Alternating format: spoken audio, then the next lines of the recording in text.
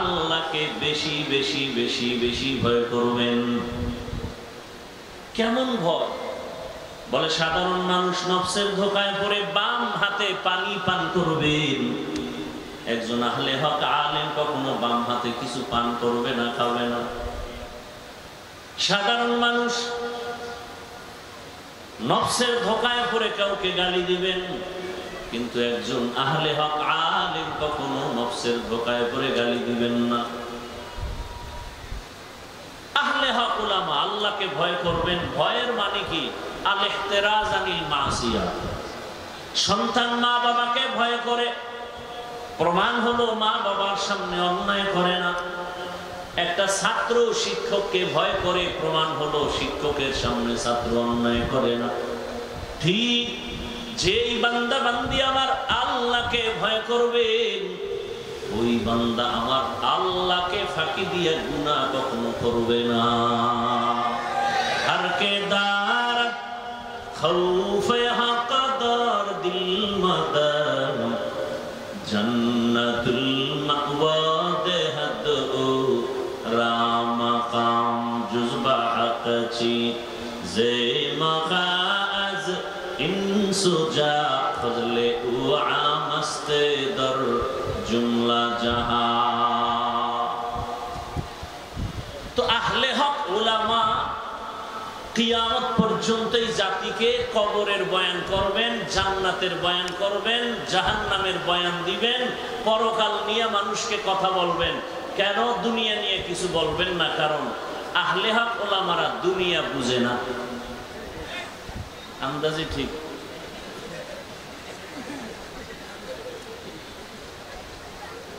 পৃথিবীতে বুদ্ধি এবং জ্ঞানের গাইডের নাম কোরআনুল কারীম। পৃথিবীতে শ্রেষ্ঠ জ্ঞানের কিতাবের নাম, আর বলেন না কেন? আর এই কোরআন যার কাছে আসে সে হলো পৃথিবীর শ্রেষ্ঠ বুদ্ধিজীবী। আর আমগো দেশে যারা আউযুবিল্লাহ পারে না এরা বুদ্ধিজীবী। লাকুম দীনুকুম বুখারীর হাদিস বুদ্ধিজীবী, ঈদের নামাজ জানাজা বুদ্ধিজীবী। আমি বললাম আপনার জিবি কত? বুদ্ধি জিবি আছে না? Memory 1 GB 2 GB 4 GB 8 GB 32 64। বুদ্ধিজীবীর বুদ্ধির জিবি কত?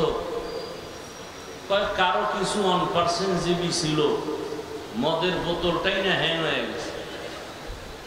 এই বুদ্ধিজীবীর যখন হ্যাং হয়ে যায় তখনই আলেমরে গালি দেয়, তখনই মাদ্রাসার বিরুদ্ধে কথা বলে। কারণ একটা আমাদের দেশে মদ পান করে কেউ কি জিকির টিকির করে? বরং বউরে মা কয়া ডাকে। বানায় বললাম। আর মাঝে মাঝে বলে গোটা দেশের মালিক কিন্তু এখন আমি। বউ কয় ঘরে তো চাল নাই, এটা তো বোতলের দোষ, আমার কি? পৃথিবীর শ্রেষ্ঠ বুদ্ধিজীবী একমাত্র কোরআনওয়ালা। কারা? কোরআনওয়ালা। সারা দুনিয়ার সমস্ত জ্ঞানী যত ভাগে ভাগে আছে, যেমন দর্শন একটা জ্ঞানের রাস্তা, হিকমত। পৃথিবীর সমস্ত বিজ্ঞান একটা জ্ঞানের পথ।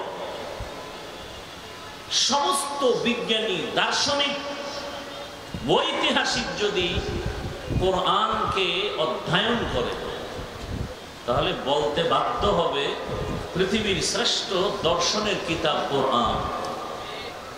কোরআনের মতো দর্শনের কিতাব পৃথিবীতে আর একটাও নেই। বিজ্ঞানের সুন্দর পিওর কিতাব কোরআন থেকে দামি আর একটাও নেই। ইতিহাসের কিতাব কোরআন থেকে দামি একটাও নেই। দুনিয়ার ইতিহাস যত এডিশন আছে ইতিহাস সম্বলিত, দুনিয়ার ইতিহাস আছে, দুনিয়ার আগের ইতিহাস নাই। কোরআনের মধ্যে দুনিয়ার আগের ইতিহাস আছে, দুনিয়ার পরের ইতিহাস আছে। এই কিতাব যার সিনার মধ্যে থাকবে সে হবে সৃষ্টির শ্রেষ্ঠ জ্ঞানী। কিন্তু এদেরকে বোকা বানাবার জন্য কালো চশমা লাগায় দিছে চোখের ভেতরে। কি চশমা?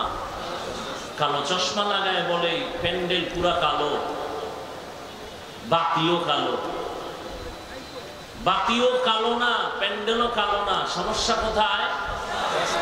চোখের মধ্যে। এর জমিনের মধ্যে কোরআনওয়ালারা সৃষ্টির শ্রেষ্ঠ পিওর মানুষ, এদেরকে যারা খারাপ বলে ওদের অন্তর খারাপ। অন্তরের চিকিৎসার জন্যই কুমিল্লা টাউন হলে সিরাতুন নবী ওয়াজের আয়োজন, কলবের চিকিৎসার জন্যই পীর মাশায়েখের খানেকা, মানুষের কলবের ময়লা দূর করার চিকিৎসালয় একমাত্র আহলুল্লাহ উলামায়ে কেরামের একমাত্র সংস্থা মসজিদ মাদ্রাসা আছে।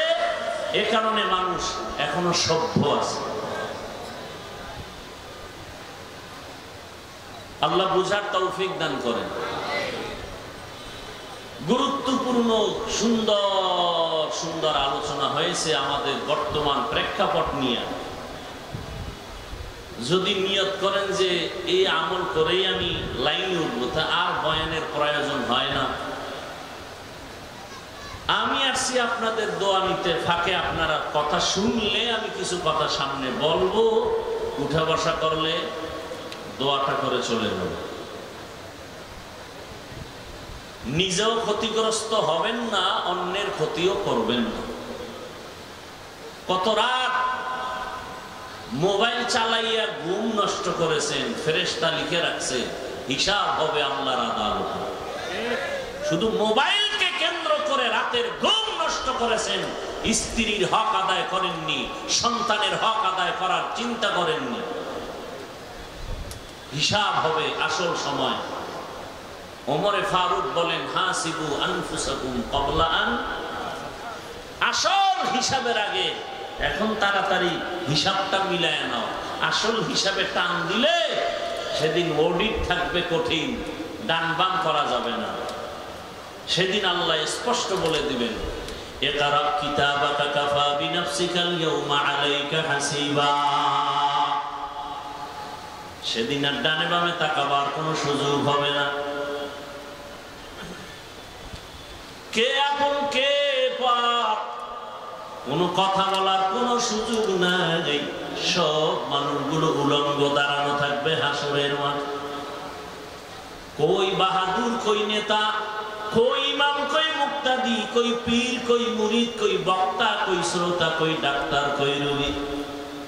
বহু বক্তা তাকায় দেখবে জাহান্নামের গরম হাওয়া গায়ে লাগতেছে, কিন্তু বক্তার বয়ান শুনে বহু শ্রোতা হাসতে হাসতে জান্নাতে যাইতেছে। বহু পীর সাহেব দেখবে জাহান্নামের গরম,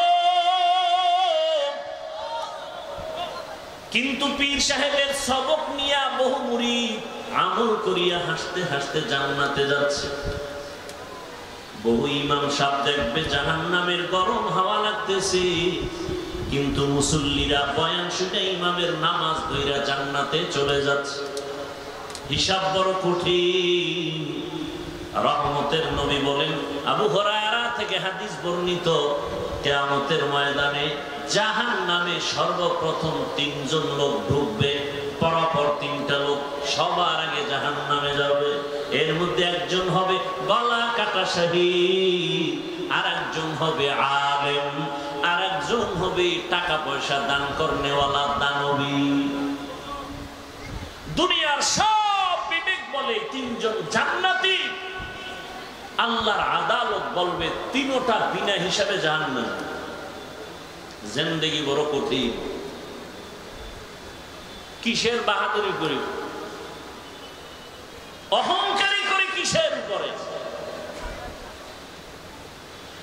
قال رسول الله صلى الله عليه وآله وسلم ألا كلكم راع وكلكم مسؤول عن رعيته। সাবধান হে উম্মত, তোমরা প্রত্যেকেই দায়িত্বশীল। আল্লাহর আদালতে দায়িত্বের কারণে জবাবদেহিতার কাঠগড়ায় দাঁড়াতে হবে। বাবা জান্নাতে যাবে বহু পরে, তাবলীগওয়ালা, পীরের মুরিদ, জিকির করনেওয়ালা, পাগড়িওয়ালা বলতে গেলে ইচ্ছা করে গুনাহ করে নাই, তারপরেও ভয়। নিজে ভালো আমল করছে, সন্তানটাকে দাড়িওয়ালা বানাতে পারে নাই। উপযুক্ত মেয়ে কলেজে পড়ে বেপর্দা, সন্তান চাকরি করে সুদের টাকায়, কিয়ামতের দিনে বুজুর্গ সন্তানের কারণে জাহান্নামে যাবে। সন্তান মামলা পেশ করবে আল্লাহর কাছে, রব্বানা ইন্না আতা'না সাদাতানা ওয়া কুবারানা ফাআদাল্লুনাস সাবিলা। আল্লাহ আমারে আটকাইও না, আমার আব্বা আমারে নামাজের দাওয়াত দেয় নাই, আমার মুরব্বীরা আমাকে পর্দার বয়ান করে নাই। আব্বা যান কুমিল্লা শহরে ঘর থেকে উঠে 8টায় দোকান চলে গেছে, 9টার সময় আম্মুকে টেলিফোন করে জিজ্ঞাসা করলো আমার বাবা উঠছেনি, নাস্তা করছেন, কিন্তু আমার বাবা জিগায় নাই আমার সন্তান ফজর পড়ছেনি। আল্লাহ কইবে তোর বিবেক দিছিলাম, সঠিক পথে চললি না কেন? সন্তান বলবে এটা একটা অন্যায়, এটা বিচার হবে বিবেকের। ইন্নাস সামআ ওয়াল বাসারা ওয়াল ফুআদ কুল্লু উলাইকা কানা আনহু মাসউলা। সন্তান বলবে বিবেকের যদি বিচার হয় তো আমার একটা আবদার আছে। কি আবদার?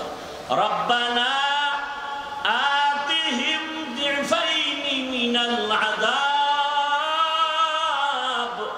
ওয়ালআনহুম লা'নান কাবীরা। আমার যদি ভিডা একটা দাও, আমার আব্বারে 2টা দাও।